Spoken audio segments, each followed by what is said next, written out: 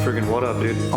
Strider Wilson, and I'm the host of this podcast that's mine, going to be called History is Dank. History is Dank with Strider Wilson.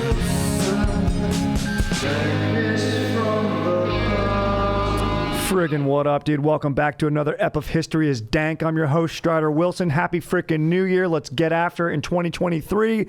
We got Aaron beasting it on the sticks. Aaron, what's up? What up? Chillin', dude. And we got an extra special treat today, dude.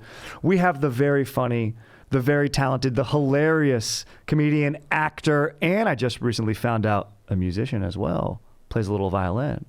Nathan Hurd, welcome to the podcast. Thanks for being here. Yeah, for sure, dog. I appreciate y'all having me out. Dude, absolutely, dude. And we're going to be talking a little bit today about our youth, the music that informed us. Here on History is Dank, sure, we'll talk figures, events, moments, places, mysteries. But today, we're talking a little personal history. We're talking about our youth, the music that helped define us, the music that got us from point A to point B, whether it be physically or figuratively, just those good tunes. Mm-hmm. And because when we got talking before the podcast, Nathan, about a lot of times I'll have a guest and we'll be like, oh, where are you from? And we'll talk about a hometown, and you answer, well, I'm from a few different places. Yeah. Yeah. You said you spent early part of your life in, did you say Santa Barbara? Like all over California, mostly like Chula Vista. I mean, okay, Isla Vista. Oh, Isla Vista's awesome. Yeah, Isla Vista, and then LA for just like a little bit, and then kind of other places. Dude. Yeah. Isla Until Vista, I was like 5.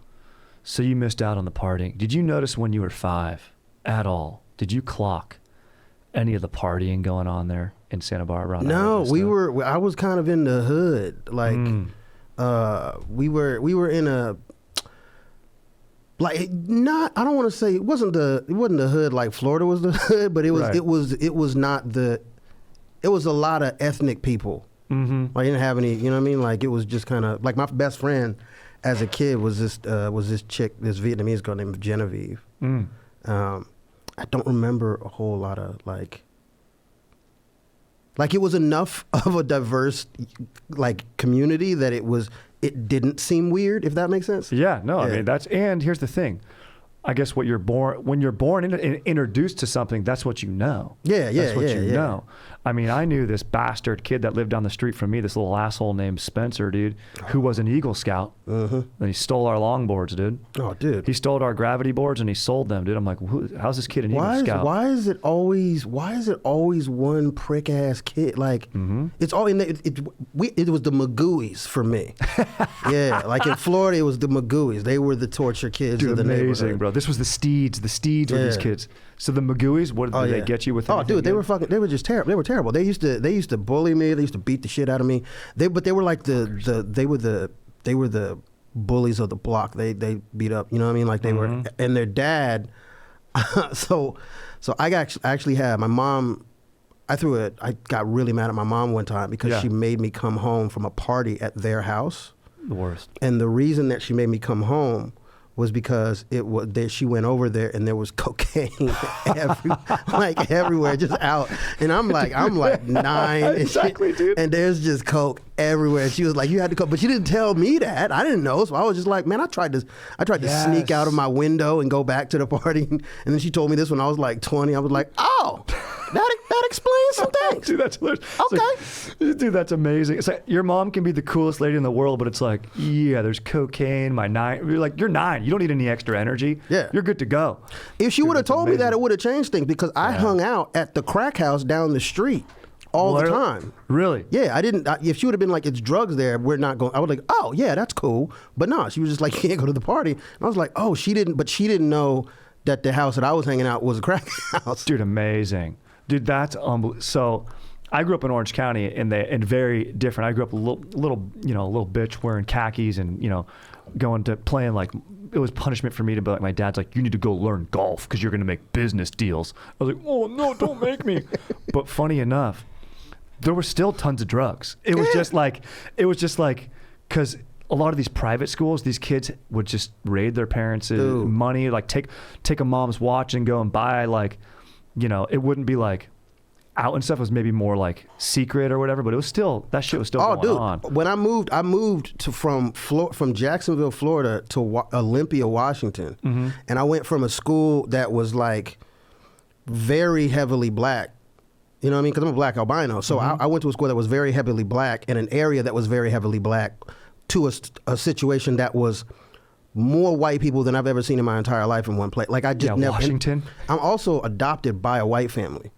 So my mom's white, and it was the biggest culture shock that I've ever received, and it was like, we were kind of still poor, and then I went to this high school with these kids. They had cars. They got cars at 16. I thought that was something that only happened in like sitcoms. Dude, yeah. Like I didn't know that was real. Wait, your parents bought you a whole ass car? Yes. I couldn't believe that. And then what I found out is that rich people, like they had a golf team. Our school in Florida never had a golf team, we had a dude. golf team, bro. We had a golf team. Dude.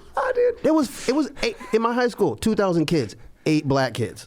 Wow. Yeah, like it was crazy. I got teased really bad, but were all these cars the parents bought for their kids Subarus? Dude, they were like BMWs and fucking like it was dude, I'd never been around. Not all of them were, but what I learned is that wealthy or like middle class people have problems. Their problems are different because like it's a weird thing because they don't have supervision, but also their parents like it felt like their parents were. I went over to a kid's house one time. Yeah. And he had all these like Ninja Turtle action figures. Sick. And Transformers. And I went to grab one and he like screamed. He was like, "No, you can't do that." And I was like, "What's wrong?" He was like, "Those are collectible items. You can't play with them." And that was I didn't understand what was happening. And I was like, "What do you mean?" "Yeah, my dad bought me those for Christmas." I'm like, "But you can't play with them?" And it was like, I'd never understood that. And then I started. Amazing. Dude, rich kids' toys are an investment. That doesn't make no sense. My gift was an investment. My father, it's my portfolio, dude. Oh my God. He's 5, dude. He's got a portfolio. So you understand that. That's my Michelangelo. It stays wrapped up. That's bro. These are crazy. Gifts. Dude, my sister used to get these fucking Barbies, bro. Like, these Barbies that you weren't, like, I remember it was like a moment of Christmas time where it was like, all right, she's going to unwrap her Barbie now. And we'd all be like, cool, look at it. And then it would go. Dude, she didn't even get to keep it. It stayed in my parents' closet, bro. And dude, I don't know what they're worth nowadays. Like probably thousands. I don't know. But like you couldn't touch those. That's so mean to do to a kid, man. Like, hey, I'm going to get you this thing you've always wanted. And then I'm going to show it to you and you can look at it. Dude, exactly. But don't you touch this shit. It's yours though. But it's yours. But you can't have it. But it's yours. Like what? Dude, the NFL playoff picture is just about locked in, and my go-to place for wild card round action is DraftKings Sportsbook, an official sports betting partner of the NFL. To kick off the road to Super Bowl 57, new customers can bet just $5 and get $200 in free bets instantly. Oh, dude, if that doesn't get you stoked, I don't know what does. So download the DraftKings Sportsbook app and use code DANK. New customers can bet $5 on the NFL and get $200 in free bets instantly. Only at DraftKings Sportsbook with code DANK. Minimum age and eligibility restrictions apply. See show notes for details. Dude, got to give a huge New Year's shout out to our sponsor, Dadgrass. Absolute legends over there at Dadgrass. And look, who doesn't love a trip down memory lane? Dadgrass takes you back to a time when music was on vinyl. Hangouts meant actually hanging out, dude. And we didn't send you to the friggin' moon. It's time to revive the pleasure of the casual smoke. And Dadgrass pre-rolls is how I do it. But check out, dude, cruise over right now. Dadgrass, they're offering listeners 20% off your first order when you go to dadgrass.com/dank. Check out what they got. I'm loving it. So go to dadgrass.com/dank for 20% off your first order. That's dadgrass.com/dank. It was a culture shock. Dude, but man, it was weird. Some vampires up there too. Would it get dark? Like, was it more so? I mean, Olympia, is that more North Washington? That's more south. It's like an hour south of Seattle. Okay, so it didn't get, or I guess you're still pretty up north, but like during the wintertime, was it dark a lot? Oh yeah. That would fuck with me more than anything than the rain. It rains a lot, bruh. Yeah. Like 9 months out the year. Oh. Like when I mean 9 months out the year, like, excuse me. Oh yeah, dude. There was a November, and this is frequent. I'm just thinking of one specific November where it rained for 24 hours for 31 days. It didn't stop raining. Like, dude, that's unbelievable. Dude, that makes perfect sense, and that might be a nice way to segue into like, it makes sense that in that climate, that like this grunge era or that Seattle sound, like you can't make like happy music. Like if you were like, if the band, like there would be no artistic integrity or authenticity if like, who's the dude that did the song like Feeling Hot, Hot, Hot? Yeah, dude. Like that song can't come from Seattle, no, dude. Don't Worry, Be Happy did not come from the Pacific Northwest. Exactly. That's not, we're not doing that. No, exactly. We're not doing that. Exactly, dude. There's maybe Take Me to the River and Just Leave Me. Yeah, might be that song. But dude, like this, like even their happy song, like there was a song that I didn't realize was like sad until Black Hole Sun. Oh yeah, Black Hole. Yeah, Sun, it sounds good, and then you listen to the lyrics, and you're like, "This is terrible. This isn't good at all." Like it kind of pumps you up. The guitar comes in, and then you're like, "Wash away the." And I'm like, "Oh yeah, they're killing it." And then I'm like, and then you watch the video, and it's like, "Oh no, this is drugs, is what this is." Dude, totally. I mean, like that is grunge. Like started there. A lot of heroin. Dude, when your drug of choice is heroin, dude. That's like okay. Yeah, that's my dad's drug of choice. Dude, gnarly. Heroin bro. and coke. Gnarly, dude. Yeah, and that's. Yeah, and he dead though. It's cool. Yeah, man. I got a brother in rehab who did, and currently not right now because he's in there, but a lot of that stuff, and it can be, it sort of gets glorified in music where it's what do you? It's like. And what's dangerous too is maybe in comedy too, because we're comedians and people see comedians that'll do drugs or like a Mitch Hedberg or something, and then you'll think like, oh, that's gonna unlock my creativity. It's like, well, I don't know, dude. Like you need to be doing like open mics and the other stuff. Like hopefully you don't do that, but like if that's the only thing you have in common with your comedic or artistic heroes, take a look in the mirror. Maybe don't do that. Like one of the reasons that I stopped, like, because I used to drink. A lot. And I've never liked being drunk. I hated it. I just wanted friends, honestly. And I was good at it. I was good. I could drink a lot. And I was so good at drinking that I would lie about hangovers and puking.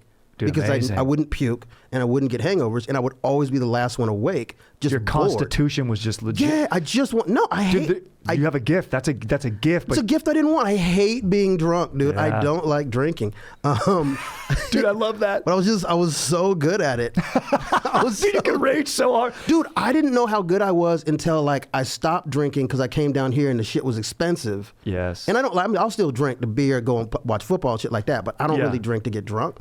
And then I realized I went back to Washington and realized all the dudes that I was drinking with are alcoholic, like hardcore alcoholics. And I would tell people, I'll be like, yeah, I start off at the bar with 2 double shots of 151, and people are like, "That's what? What? That's like that will literally like, what are you starting a fire? Yeah, like, dude, that's insane." Which happened actually, really, with my friend Bobby. Yeah, we literally used to go to the bar every night. We would pre-funk. We would like drink a bunch of rum and then go to the bar, and then we would start our night at the bar drinking with 2 double shots of 151 apiece, lit on fire. And one time Bobby forgot to blow the fire out first, and he went to grab the cup, and it just went all over his hand. So his hand's on fire. But we showed up drunk, so he's just looking at his hand, and the bartender's looking at him like, "What's happening now?" And I'm looking at Bobby like, "Dude, your hand's on fire." And Bobby's like, "My hand's on fire." He starts shaking his hand away. Now he's throwing fire all over it is a thug ass club, and Bobby looks like Leonardo DiCaprio. That's a hot dude. If you're listening, that's a hot dude. But he's from the trailer parks of Georgia. You know what I mean? Like, yes. This is Leonardo DiCaprio first act of Titanic. Yeah, when he wins the gambling game before he gets on the boat. Very much so. It's when he had to get that trip. You know what I mean? Yes. Like, and he starts throwing it all over the bar. He finally gets his hand to go out. He's laughing so hard that he doesn't realize it's still lit. So he grabs it with the other hand, and that hand lights up on fire. And then he got cut off. That's amazing. That's some dark part. It's like, dude, you're done, dude. If there's any reason to be done, that's it. He's like, I have superpowers, bro. I can't create the flame, but I can manipulate it. I'm pyro, dude. Yeah, dude, exactly, bro. Dude, that's amazing, dude. That's freaking gnarly, dude. It's like, I mean, you know, bro, I go on like boys trips, and I'm not good at drinking. Like, I'm the guy who, I'm not good anymore. I'm not. Yeah. Oh, dude, here's the thing. Once you're out of your 20s, like when you're 20s in college, like you're basically an alcoholic. Like everyone's basically an alcoholic, but like you're in college, it's chill. Like that's what we write it off as for society. Yeah. But like you're an alcoholic. Like I went to bed, I think 3 times sober. You know what I mean? Like dude, exactly. When like a weeknight is the drinking night. Yeah. Like it's like. I mean, it's so looking forward to Thursdays, bro. You know what I mean? Like, yeah, come on. Dude, exactly. Yeah. But dude, now that's all these boys trips, like, dude, here's the thing. I'm not good at drinking, but I'm good at chilling with the boys. That's what's up. You know, and it's like. You gotta be. Exactly. And so I'm all about that. And look, it's a big reason why I was a virgin until I was 22. God but, damn. you know, what can you do? What, you know, Nathan, what can you do, dude? Nathan, hey, man, what can you do, dude? Look, you know? I mean, like, I lost it at 16 to a homeless girl, so I'm not, like, beating you by a whole lot, bro. You know what I mean? But dude, isn't that dudes in a nutshell? Where it's like we're not chasing pedigree. We're just like, please let me enjoy this experience. You know what I mean? Like touch it. Yeah, you know dude, what I mean? exactly. Just look at it, please. Please. Dude, part of like in my musical experience growing up, of like in OC, like listening to bands like Thrice, that was from there. Like, did you ever get into that emo or anything like that? Like just being like the music that's just basically like and then like the skater voice comes in, like in you know, Johnny Popular at high school. My depression was, you know what I mean? Like I was definitely depressed, as most teens are at some point, just because it's weird. You got your body's changing, and literally you're hormonal. You're gonna at some point. Yeah, you're just rubbing your dick on shit. Dude, I'm trying to rub a table the wrong way so I can freaking just you know. You don't know what's, and nobody's telling you what's happening. Exactly. Like nobody explains boners. And dude, and I had older brothers, and if I had an older brother and I try to get like open up about it, they'd be like, "You fucking dork, figure it out." Yeah, like, dude. Like, dude, help me out, guys. You know, like, oh my God, no, there's no help. No, there's no help.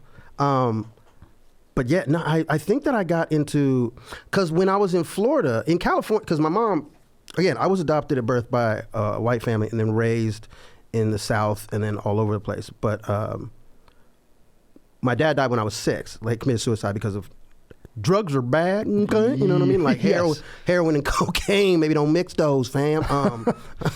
You gonna sleep to be up? Like what are you trying to do? You're gonna sleep to be up. Like what are we doing? But my mom would sing, like I got really into, she would sing jazz and blues to me as a kid. Oh. And she was really into like Celtic music and stuff like that, but she would sing jazz and blues. So that was kind of the first music that I remember. There was a lot of jazz, like a lot of blues, like Fats Domino, B.B. King. Mm-hmm.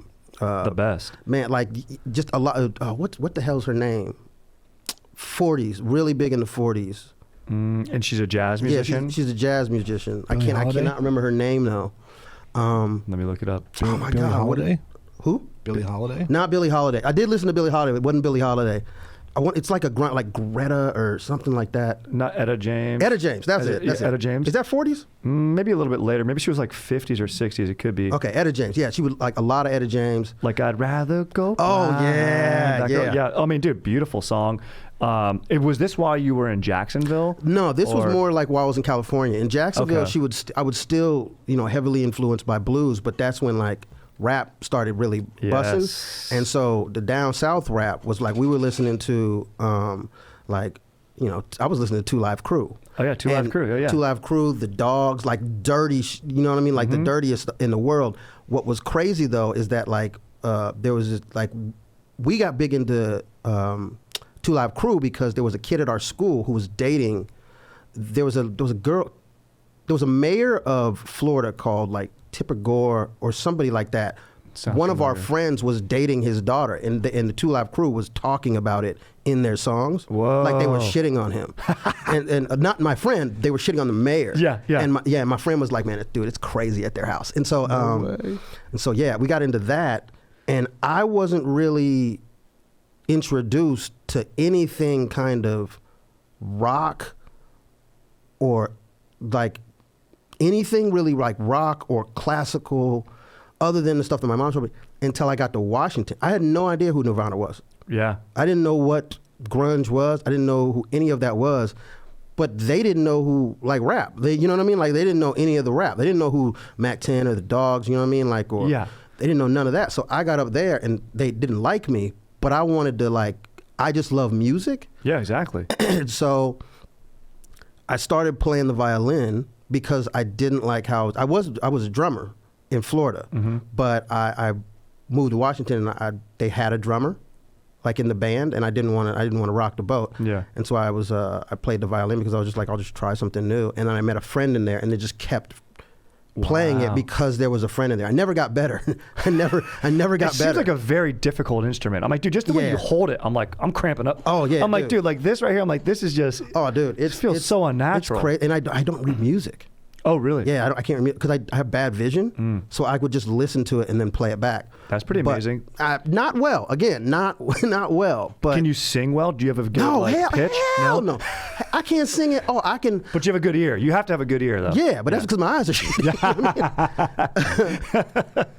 But dude, they were the ones who got me into like Nirvana, and then like I kind of went from there with like I just like the sounds of certain things. Like it was when I started to realize, I will listen to anything if I feel it. Yes. You know what I mean? Like, and that was Washington that did that. And dude, and it's amazing to, and that's like the best thing of you coming from, your switch was from Jacksonville to Washington, right? And you mentioned all these kids going to the school where these kids are getting fucking BMWs and coming from, but like, dude, that's what I say, like the best art form, and I love comedy. I love to laugh. It's amazing, but like, so much fun. Really, I wish I could be a rock star. I'm like, dude. I think comics all want to be rock stars, and rock stars all want to be comics. Dude, you might be right. You might be right. Like John Mayer for sure wants to be a comedian. For sure wants to. And I'm like, T.I. is now doing it. Like, dude, yeah. It's so true. You know what I mean? Like, everybody wants to be a comedian, but they want to do it at the top. For sure, because they want to be the philosopher comic. Like we're the only people who. There's never a point where you can't bomb. Yeah, because you have to be. I've seen Dave Chappelle bomb for 4 hours. You know what I mean? Like, and he's one of the greatest dudes to ever even just step on a stage. Absolutely. So, like, I think that's what it is. Like with comedy, you have the whole slap shit that happened. Oh, dude, Will Smith didn't say shit for like 6 months. Chris Rock went on stage the next night. Yep. After being slapped on national television in front of billions of people, you went on stage the next night. I don't think that's like typical. No. You know what I mean? Like that's not to be able to do something like that. And to have the wherewithal, like where he is, like, dude, that's what everyone talks about. The aggressor, and Chris Rock was definitely like the victim of that moment. For sure. And handled it like a beast. Like, bro, dude, a total, like, that's what I took from that. I'm like, dude, Chris Rock is handling this so well, and I can't wait for when he goes on tour or when he, like, dude. Oh, he's coming out in March. Dude, I cannot wait for that. Because I'm with you. The fact that nobody came to Chris's aid immediately or like was like, what the fuck, Will? You know what I mean? Like, and Chris was still. And here's the thing: if Chris wanted to, he could have ruined the night for everybody. Oh, for sure. And I think that he thought to himself, I'm not wrong. And I think that he was like, wow, nobody's gonna say nothing. It was like a slap in the face to comedians. Yes. Because it basically Hollywood was like, you guys aren't real. You guys don't belong here. And it was like, you guys say that you love art until we do it. And it was so disrespectful. And Chris was just like, he handled it. I would not have been so. I would have destroyed everybody in the front row. I'd have like, yo mama's a hoe. You look like a baby doll, bitch. Like I'd have gone off on Will. Like it would have been disgusting what I would have done. But Chris was like, okay. All right, man, come get your award. You know what I mean? Like, I'm like. Totally. Man. I know. Handled it so well. And it's like, literally it was like a dude who like, I don't know what's going on with Will. Maybe has some mental instabilities. I don't know. But Chris Rock solid, dude. That guy's rock solid. And here's the thing. Like, Chris Rock is definitely, I don't know if you ever met him. He's a weird guy. But I work at a valet at a hotel. His vibe, my interaction with him was like this, but his vibe was just very like, it seemed very... Oh, he's autistic. He's got a little bit of the autsies. Yeah. But which is why he's a little socially awkward. But that's fine. But the thing about it is that since he's a comic, he's not protected. So he has to mask. He has to figure out ways to be able to be in public with that. But when you're a comic, you don't get isolated like you do when you're an actor. Mm-hmm. You know, Denzel doesn't talk to regular people on a daily basis. Joe Rogan has to. Yes. You know what I mean? Like, and that's the thing about comedy. We can't get a big head because there's always somebody telling us we ain't shit. Totally. Like on a nightly basis. Yeah, exactly. And it happens instantaneously by trying a joke. Oh, yeah. And having it not work. Also with the like rock stars, like people love to hear the hits. People in fact get mad. Like if you go to a Pearl Jam concert and he's like, I got a new song, people are like, fuck, just play Yellow Ledbetter, bro. I don't wanna hear new shit. Exactly. I don't want, but for a comedian, it's like, I'm not going to go back and tell my best joke. Like maybe like I do revisit albums, you know, stuff like that. But like when you go to a live show, you want to hear new material. Yeah. That's what it's for. That's what comedy. You want to hear it like it's new. I mean, like people were like, "Oh, it's kind of like music." I was like, "No, you get to get good at the guitar and then go on stage." The first time I went on stage, there was people there. Yeah, exactly. Yeah, exactly. Like it's not like shooting hoops in your backyard. Like you're shooting hoops. It's like you got to go into a game and like figure it out. At when you mic. suck, like yes, and you will suck. Like, for years. I don't know who's been good. Like maybe Dave Chappelle was amazing when he first went on, but he probably sucked. He was. I guarantee. I know people who have been funny since they got on stage. But looking back, they still sucked. You know what I mean? Exactly. They weren't anywhere near to what their act is now. Absolutely like what they've not. done. Absolutely not. And also, like, dude, you know, we talked about. I don't remember what made me think of it, but you had mentioning moving and everything, and developing. Chris Rock protecting his, you know, what he does with comedy, and we become comedians for control. Like if I'm socially interacting, you had to be the new kid in school a lot. That's hard, dude. Yeah. And what's going to help you do that? One, you can share some sick ass songs that you like, which is like this generation showing a YouTube video or a TikTok, whatever the fuck that is now. Like you sleep over at your friend's house, let's watch the fucking this video or let's check. Like that's what we used to be like. Oh, dude, let me show you fucking Caddyshack or not Caddyshack, but Happy Gilmore. Like, come over, let's watch that. Like you know, you share your pop culture, the same you thing. share your music, and then you become funny. Because when I'm funny, with one, this helped with girls, where it was like I was nervous, but when I'm funny, I'm in control. I know how people are reacting. Yeah, well, because you know, I'm an actor first. I came down here for acting, not comedy. And you've been in a lot of stuff too, by the way. I've been in a couple. Check out Nathan. He's been in some good shit. You know what I'm saying? Yes, he has. You have. But I've always looked at it like, man, comedy is a totally different monster because it's so personal. Because I can go on stage with a comic. I can go on stage and the person after me can have been doing comedy for 2 years. Person after that could be doing it for 20. All three of us are going to get judged the same because at the end of the day, comedy's the only thing where the audience actually chooses because you have to be funny. At the end of the day, you got to be funny. I don't care if they want you to be on. If you can't make the people sitting in front of you laugh, eventually they're just going to lose interest. Yes. And like you can't make a pop star. Like you can't make a comic like you can make a pop star. Yeah, exactly Like right. You have to be funny. It's true. Like you could give someone all the lines, they could deliver the lines, and it's just like it's got to like it's so hard to find out. And that's what you do for so many years, and I'm still trying to fucking figure it out. I'm like, what is my point of view? Who am I? How am I being perceived by everyone? And like, it's this strange exercise where you just sit down at a coffee shop and you just have a face, or at your desk where you're just like, like thinking of a bit.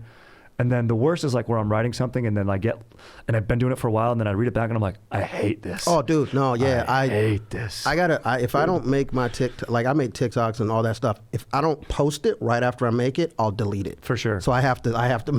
You got to have that separate. It's true, dude. Like, I don't even want to see the edit. And then like listening to your set back, I'm like, I hate it, but I have to do it, dude. Like, it took me years to get, I just started doing that like 2 years ago. It is so... Because I have a little bit of a dysphoria on stage. I don't hear the laughter. I hear it when I'm on stage, but when I get off stage, I can't remember if they were laughing or not. So I never think that I do well, which is basically every comic. You're correct. Yeah, exactly. Whether that... Yeah, it was all right. You got the best set ever. This could have gone better. Fuck that up. I'm a piece of shit. I Jamar Neighbors, one of my best friends, he's hilarious. I love Jamar, dude. He's great. He's had to tell me repeatedly. So is Joe Dosh. Joe Dosh. He's great. They both had to tell me like, sometimes you have to say thank you. And I was like, yeah, because I'll be like, they'll be like, thank you. That was such a good set. And I'll be like, man, nah, I could have done better. I'm sorry, I messed that up. They'll be like, dude, you're shitting on their compliment. Yes. What they think and what you think is different. Go obsess on your own time. Correct. But you can't. You have to say thank you to them because they had a good experience. For sure. It's still hard. It is hard. You know what I lean into now, and it's a phrase that's unnatural to me, but I saw, who did I see do it? Some comedian did it, I forget, but they go, very kind. And so I'll just say now, I'll say, that's very kind. It's very kind. That's good. And that's I like that. Good. And I just go, that's very kind. And that's great. And that's all. Or they did this. And I say, that's very kind. And it's been a good line that I lean on because, yeah, you're in your own head and when you're close to it. That sounds so much like something that Patrick Stewart would say. You know what I mean? Like, I like that. Oh, you're very kind. Very kind. I love that. I'm actually going. I think I'm going to use that. Because here's the thing. I took it. It's not mine. I can't even. Maybe I suppressed that memory so I could be okay with stealing it. You know what I mean? Like I spy leveled that shit. I Russian spied that shit. Where I'm like, I forgot the true essence of it on purpose, and it can't be unlocked, even if you take me to Gitmo or whatever. Like, I don't remember. But dude. So, man, dude, beautiful shares, Nathan. Thank you so much for all this stuff, dude. The NFL playoff picture is just about locked in, and my go-to place for wild card round action is DraftKings Sportsbook, an official sports betting partner of the NFL. To kick off the road to Super Bowl 57, new customers can bet just $5 and get $200 in free bets instantly. Plus, all new and existing customers can get no sweat bet each day of the wild card round this weekend. Just place any NFL bet of your choice, and if it loses, you'll get a free bet back up to $10. Action's so good, why bet anywhere else, dude? I don't. Chargers are in. Rams, see you later, guys. Have a good offseason, but my Chargers, I'm liking it. You know, I'm an LA guy, but, you know, I'm a perennial Packers guy, dude. And look, I like to see A-Raj. I like to see Herbert get out there with his flowing California flow, just tossing that rock around. So I'm fired up. I'm loving the action. I'm loving the player action. So right now, get in on it. Download the DraftKings Sportsbook app and use code DANK. New customers can get $5 on the NFL and get $200 in free bets instantly. Only at DraftKings Sportsbook with code DANK. Minimum age and eligibility restrictions apply. See show notes for details. Dude, once again, I got to give a big-time shout-out to Dadgrass, because here's the thing, dude. Who doesn't love that trip down memory lane, dude? Who doesn't, dude? Look, and people say, and I'm all about history, dude. If you're listening to this pod, you're about history, too. And, you might think, dude, my youth is history, and I'm turning into my parents. It might be the worst nightmare you've ever had. But let's get real. Their weed might have been the stuff of dreams, dude. Dadgrass has old school joints that are low in THC and high in CBD, so you can chill out and lighten up the old fashioned way, dude. So I'm fired up on that, dude. I'm hitting the G course with my pre-rolls, having fun with the boys, dude. Out on my balcony, dude, petting my dog, just posted up with a nice Dadgrass pre-roll, dude. And the best part is, dude, Dadgrass is legal, organic, smokable hemp that relaxes your body and mellows your mind, dude.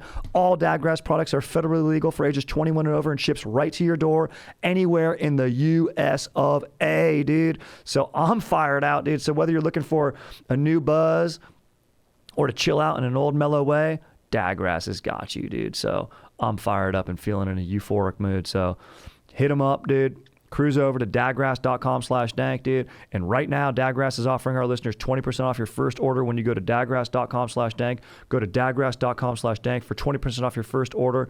That's dadgrass.com/dank. I want to get into because I love that you mentioned jazz, and I kind of want to circle back a little bit too. My mom loves jazz. I love jazz, but I got more into blues. Blues are, in my opinion, it's the only music you can't fake. Yes, and jazz is improv and doing comedy. Improv comedy or improvised jazz, if you catch it live and when it's right, is probably the best thing ever. It's probably a magic. It's because it does the same thing as comedy, whereas you think, as the audience member listening, you think that it's completely random.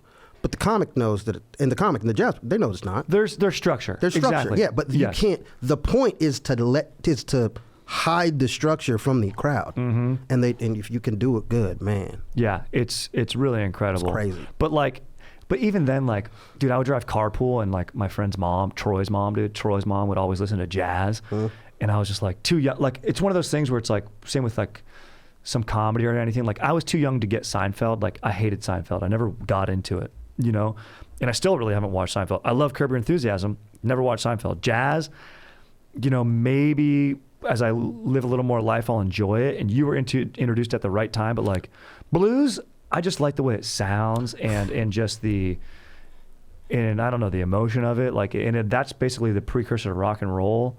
Yeah, like, well, I think blues is because like it was folks. It was kind of like talking. It was, how do I say it? It was Kendrick Lamar.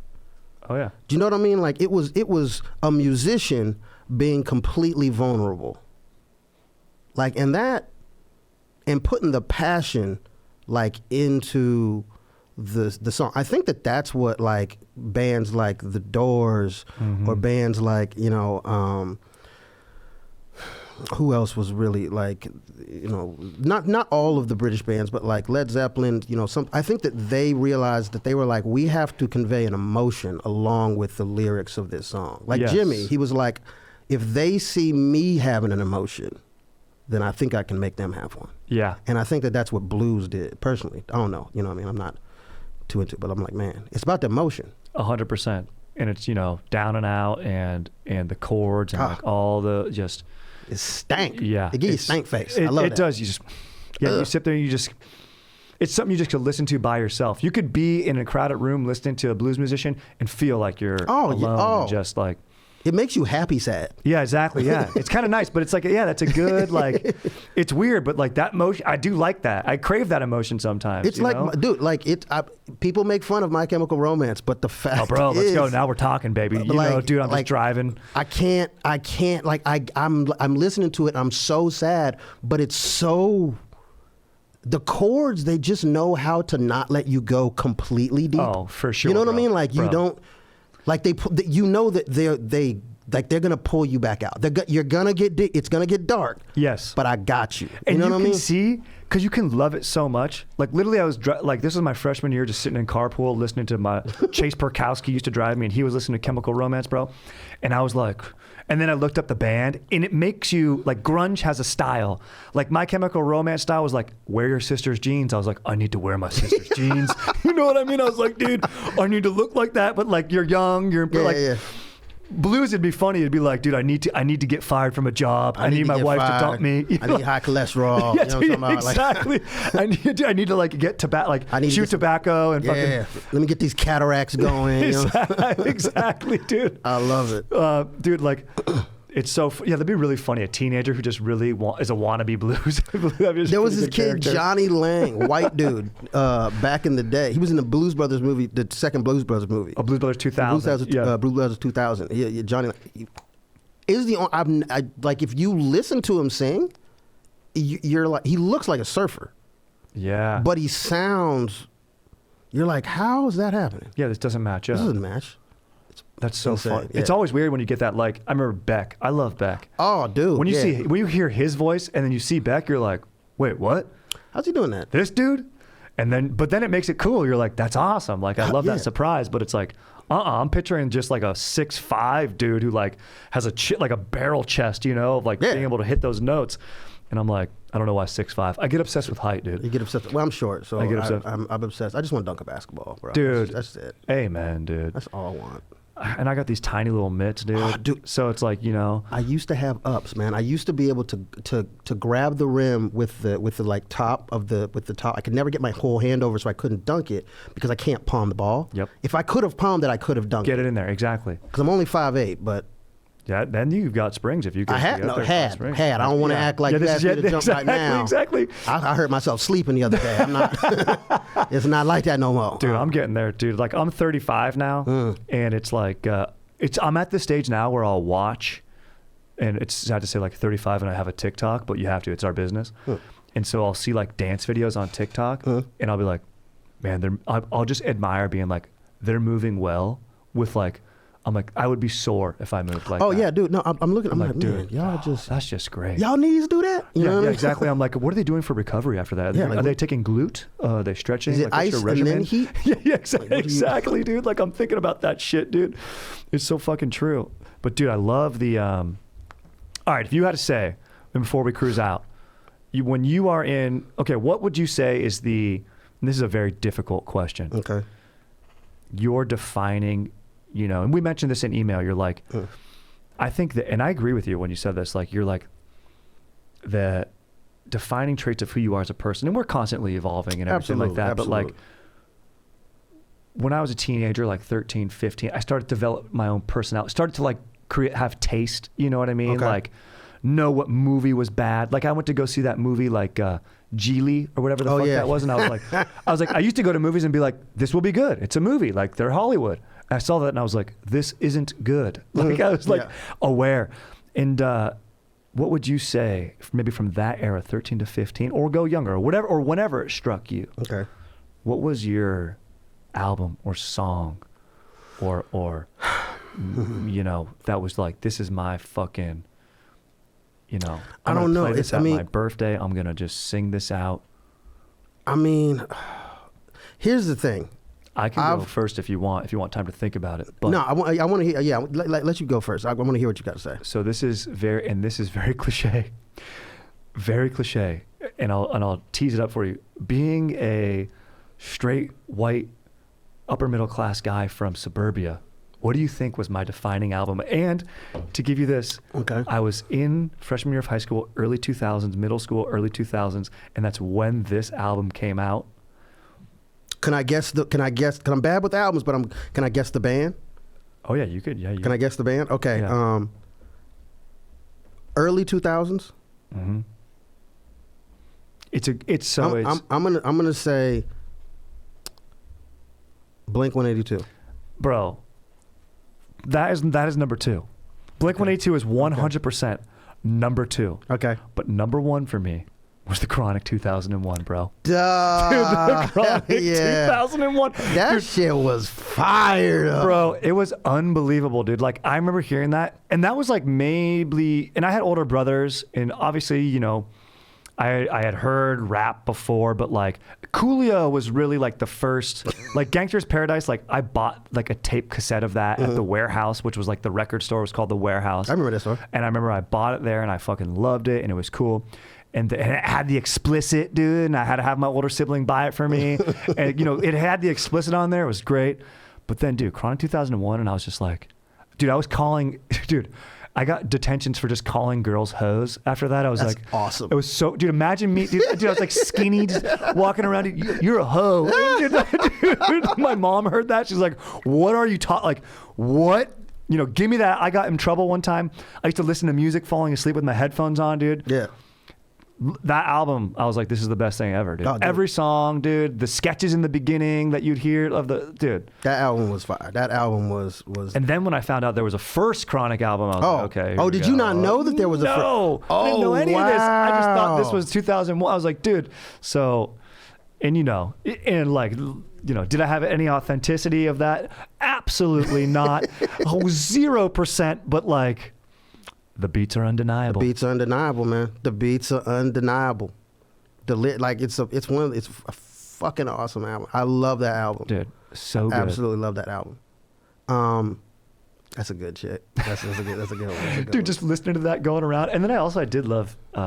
Yeah, I mean, I love that. But Blink, bro, dude, are you kidding me? Tom DeLonge, dude, just hello, where are you? Where are you? Dude, that is my authentic. That's actually what was my angst. You know? Here's the thing, Christy, don't you notice me in class? Oh my god, like I said something funny. The thing about Blink though was I fell in love with Blink when I just realized that they were just having fun. Mm-hmm. And I was like, oh, they're just having like a good time. That's it. That's their only agenda is to have fun. And that felt like Two Live Crew. And that felt like that felt like the hip hop where I was from in Florida. And like because West Coast rap at the time was very hard. Like it was gangster rap. Mm-hmm. There wasn't a lot of other stuff. And East Coast was very psychological. Yeah. And I absolutely love Wu-Tang Clan. Like they're my favorite. They're one of my favorite. Like unsarcastic. I heard that and I was like, what is like this is bananas right now. You know what I mean? Like Tribe and Bus. Called Quest. Man, come on. Like they were just saying things and love Cube and stuff. But like when I moved to Washington, I wasn't introduced to any rock. So it was like I've listened to Nirvana and I listened to Soundgarden and I listened to all this stuff and I was like, Love man, this them. is my homie got me into Megadeth. And Do you know you had like doom metal or something? yeah, like that? I was like, I was just like, I Yeah. never even knew that these things were out there, and I was like, oh, this Yeah. is cool. And then I remember listening to Blink and being like, well, they're just having fun. But it's the Yes. same thing that they used to do. And then I got into Linkin Park and Oh, and bro, all, Linkin like, Park was amazing, dude. just amazing. And Linkin Park was the Dude. first time that I was like, I started really listening to rock lyrics. Yeah, dude. You know You what I know what? mean? That was me when I was younger too. Like, as much as I enjoyed the Chronic 2001, like, did I understand or listen to the lyrics well? No. Like, I heard "ho" and "bitch" and some Yeah, swear yeah, words, and I yeah. was like, and the beats, and I'm like, this is great. Oh yeah. I didn't by no means was I understanding these things. And then you get older and you listen to the lyrics, and it can hit you in a whole new. Oh, dude, a whole- like Bruce. That's why people love Bruce Springsteen. Like, it's just like, is the music that incredible? It's good, but like, it's all about the stories. He's Yeah. telling, you know. I was listening to rap for the stories. Yes. But I'd never listened to rock for the stories. And then once I started doing it, it was like, wow. But Totally. So there's two things. Wu-Tang Clan, when I heard, like, I've always been a Wu fan, but when Triumph came out, Mm-hmm. Inspector's Deck's verse, his first, like, I've never heard an opening to a song that hard before. And I was just like, I remember watching the video and just being like, I've never seen anything like not just I've never seen anything from Wu like this. I've never seen anything like this. I've never Yeah. seen a group where like there's 9 members and they all have such different styles, but it goes together like that. Like, I could see the different personalities match into this thing that made everything better. And when Inspector just came, I bomb atomically, Socrates' philosophies and hypotheses can't define why I'll be dropping these mockeries, lyrically perform. I'm like, what are you saying right now? This is bananas. But if I'm honest, the music that probably got me through the most shit is Disney music. Wow. Yeah, like I'm a huge Disney movie fan.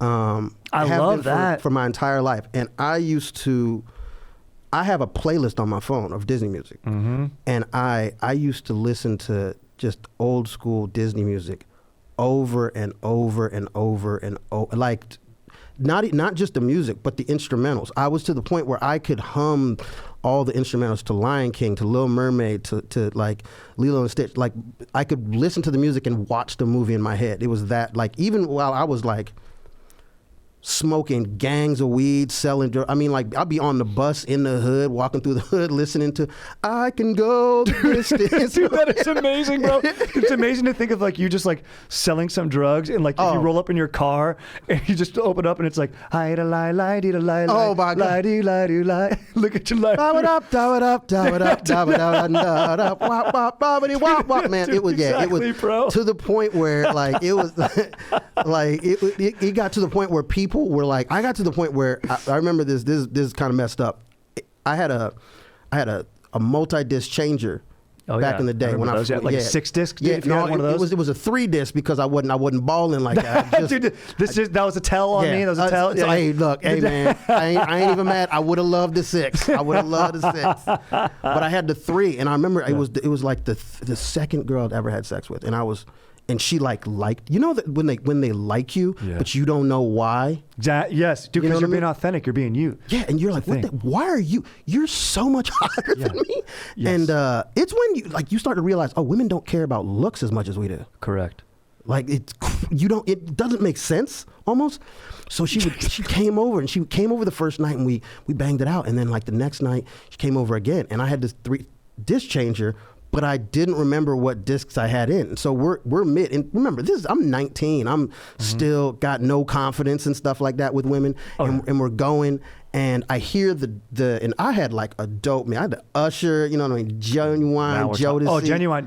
Come on, man. I knew what I was doing. Yeah. Forgot that I had another track in there. I hear the thing skip. Yeah. I hear that like it switched It changes, to the next. it's like yeah, all that noise, and it goes to the next one, and we're still going. And then what just blares on? And I had these big ass like $800 floor speakers, nice, like with the bass pumped up. And my brother was living with me, and it's the middle of the night. It's like 2:30. We're in the middle of hunching, and then just loud as shit, under the sea, under the sea. And I'm like, I don't know what to do. I'm like, what do I do? So I just keep going, and I'm like, oh God, this is terrible. This is terrible. And she starts laughing. Oh, dude. And I'm Amazing. like, and like, I'm just like, I don't know what to do. And I was like, what's so funny? Knowing full well what was so funny. Yeah, of course. And she's like, you're still on beat. And I was like, okay. You're still on beat? That's awesome, I was dude. like, you the one. She's you cool. The, I was like, you the one. Dude. You the one. And then we finished. I got up after, like, I eventually got up and turned it off when the song was almost over. But I was like that. Like, that's dude. how much I love Disney. I was still banging to the beat. That's amazing, dude.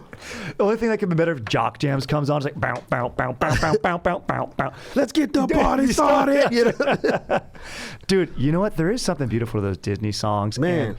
And you know what? To be said, though, probably not the best music to bone to, but maybe to like get laid to. Like if you can bond over Disney. Like, dude, there was one of my buddies in high school. We used to make him so much fun of him. He was a good looking dude, baseball player, but he would try to play this sensitive angle with girls. We're like, dude, you know, we're all like virgins and like of course jealous of him, but we're like, why do you do that, dude? Like Christy's obviously into you, we're all into her. Like, why do you need to emotionally connect to, dude? Like you know, it's like we're all about me, right? Yeah. And he would just bond over Disney songs with all these girls, dude. He would go on dates and he drove like a F-150, dude, cool dude. And we'd call him Goof Troop because like girls liked him so much. So he'd take girls on dates and just listen to Disney songs with them. Dude. And we're like, dude, you make us sick, bro. Bro, I'm telling you, man. Dude, but here's the thing, it's genius. Dude, I'm telling you, man. You play a little Let Me Show You the World, dude. I'm like, man, people don't understand Dude. how good the Disney music was. Like, they do not. It was insane how good it was. It matched the movies so well, and that's what people. That's why Frozen did so well. Huge. It's why Encanto did so well. If you can get people in with the music, Disney's just been making musicals. The people are like, I don't like musicals. Yeah, you do. You do. You love yeah, them. you do. You love them. The music's so good. So good. They put it on ice. They go, let's just have people fucking ice skate around while you listen to this. Honestly, I'd rather just go to an arena and listen to it. Yeah, and dude, have no yeah, ice skating. yeah. Or let me ice skate. You know what I mean? You know, like let's put it on. You remember like Lion King? Come on, dude. Bro, that's one of the best. Yeah, I mean, as far as sound, it's unreal. When he just Even comes in with that chant, you're like, oh, dude, like you get goosebumps. So good. Yeah, I mean, that's probably one of the best albums. And dude, Mulan, let's get down to Mulan. business. Hercules, they went ham. Bro, Zero to Hero. Zero to third base in no time flat. You play that, dude. Oh, yeah. You going down on her that way, dude. Oh, hell yeah. You're a hero. I love it, man. Dude. Nathan, dude, that's amazing. Dude, thank you for your honesty. Thank you for your shares. Thank you for being here.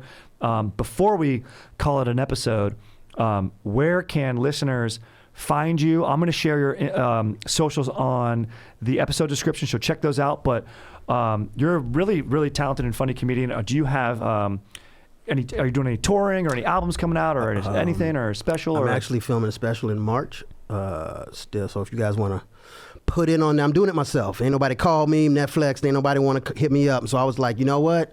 Let's just get this money and do it myself. Good. So I'm trying to do it for like 15, which is not a lot of money, I'm finding out. But I feel like that's about as much as I can raise so quickly. So yeah, if you wanna be part of that, man, yo, just hit me up on all the apps. The Nathan Hurd Comedy, pretty much on everything. Perfect. Nathan Hurd, I'll share it in the description. Please do, because yeah, man, you've got a great voice and comedic perspective, and I love your shit. And thank you for being on here today. Absolutely, man. Appreciate it. And for all you listening, if you haven't heard of the stuff in the music that we're talking about today, let us be your big bros, because or you know, go listen to some of that stuff because you're gonna like it, dude. Yes, it's timeless, dude. You're going to like it's timeless. Some Fats Domino, bro. Telling you. Yeah, check out some Fats Domino. Check out some Etta James, dude. You know, they did a movie. Beyonce did. She played Etta James in Cadillac Record. It was a good movie. Too. It's good, and she crushes it. Yeah. So, thank you so much, Nathan. Thanks for being here. Absolutely. And sharing everything. Guys, we got freaking fire episodes coming down the pipe on 2023. Leave some reviews. It always helps the episode. Questions, comments, suggestions, StriderWilsonShreds@gmail.com. Aaron, you're a beast. Thank you so much. And Nathan, thank you again.